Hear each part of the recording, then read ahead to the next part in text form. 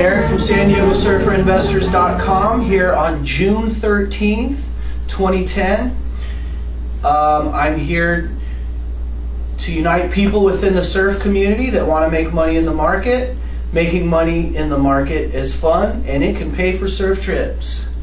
Today I'm going to tell you about a restaurant that's number 4 on the IBD 100 top rated stocks. This company is growing at a nice steady pace. It's actually a company that was spun off by McDonald's, who had a 90% stake in the company. And you know, just to get you primed on what I'm about to say, you know, I have friends here in San Diego that are from back east. Like I have a friend from the Outer Banks, North Carolina, and I have a friend who recently got back from a trip back east. He was in Indiana. And I mean, how many times in San Diego have you heard people say, dude, if they only had Mexican food back east? Or like when you're on a surf trip in Hawaii and you're done surfing 4 hours on the west side driving back to Haleiwa with your friends, and they're like, man, if we could only just stop somewhere and get us a carne asada burrito. Where's a Roberto's? Where's a Cotijas? Well, there's a company that's doing that, and it's better than the Mexican food you'll find at your regular Mexican food joint here in San Diego. This company is Chipotle Mexican Grill. It's founded in the mid-90s by a guy called Steve Ells. He wanted to create food with integrity.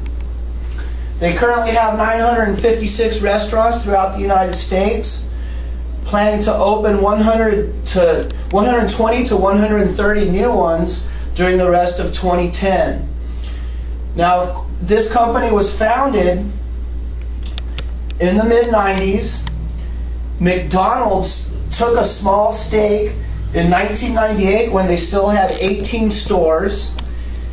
And they built up their stake to 90% by 2005. In January of 2006, this company was spun off so they could do their own thing independently as their own publicly traded equity. Of course, they have the mentality and all that experience that McDonald's brought with it. And they're just growing at a nice steady pace. You can see the growth in earnings here from 2007 to 2010. These are hundreds of millions of dollars here. The growth in millions of dollars through the years is at a nice steady pace, you know, a pace that they can handle. They just opened their first international restaurant in London, England, and they plan to keep opening restaurants. I was just in Chipotle on Rosecrans Street in San Diego last week, and during the time I was eating lunch, there must have been 300 sales. The line was just going all the way around the restaurant, and they get you your food done fast. It's kind of like a Subway concept where you go and you tell them whether you want the barbacoa, carne asada, the chicken, or the carnitas, and you can get a bowl or you can get a burrito or tacos, and they put the ingredients in for you as you order it. It's a great concept. Steve Ells was quoted as saying, "Animals should not be forced to live in horrific conditions." Early on, he discovered the Nyman Ranch, which had pig farms, and one of the pig farms was called Pork Utopia. The belief is to have the animals be able to roam freely, the animals with no antibiotics because it's under better conditions.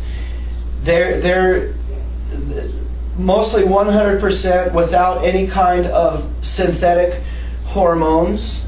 So the meat you're eating is very healthy, as well as the other ingredients, the veggies, everything they have is you know, top quality. His concept is food with integrity.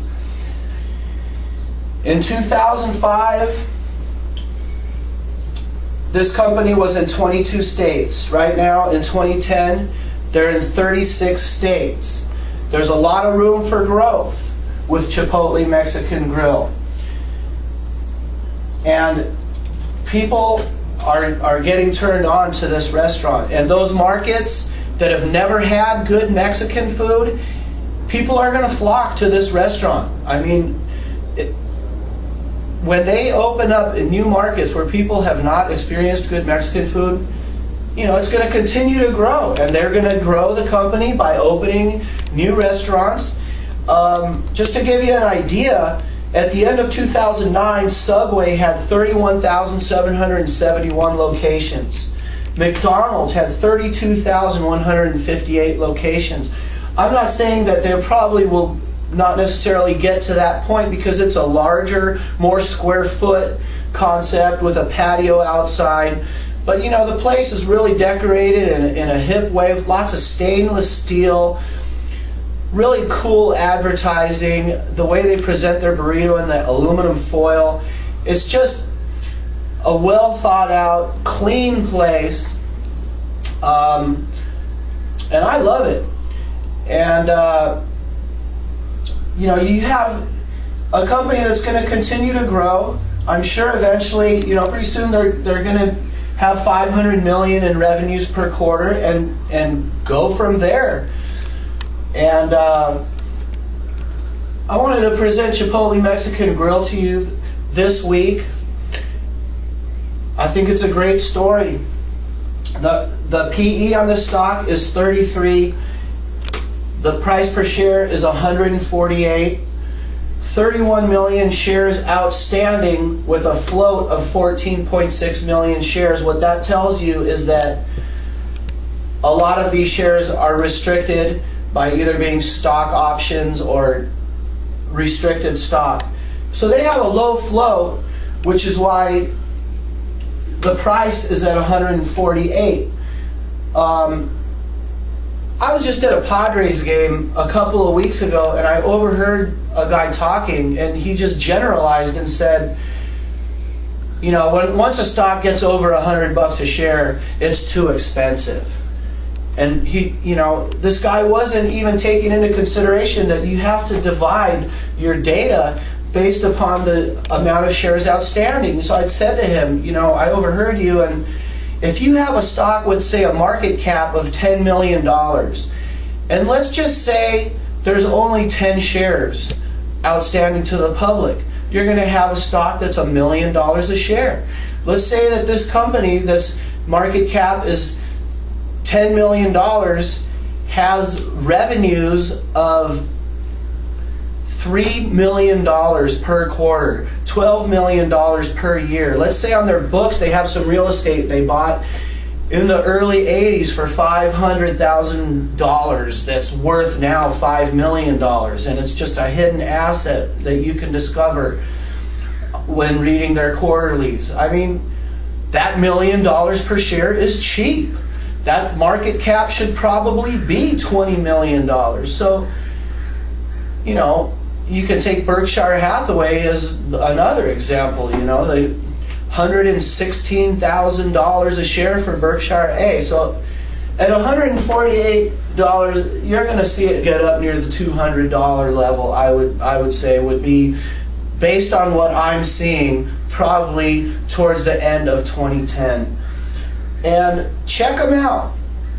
I'm not as well versed in CMG as I am in some of the stocks because I just started following it pretty recently, and I just think it's a great idea. This is my stock for the week. Read your IBD, follow the stocks that you invest in, do your homework prior to buying them, do your homework during the period that you own them, and keep up on your individual companies. This is just another idea I'm presenting to you along with my other picks I've had. And this is episode 7 here. Hope you enjoyed the last one, doing field research on the Redbox DVD rentals owned by Coinstar. We'll have to do another one of those soon. But anyway, I'm signing out here. I'm Eric Weeks, trying to find you the best of good buys in the market. And that's been episode 7. Have a good one, and I'll see you next week.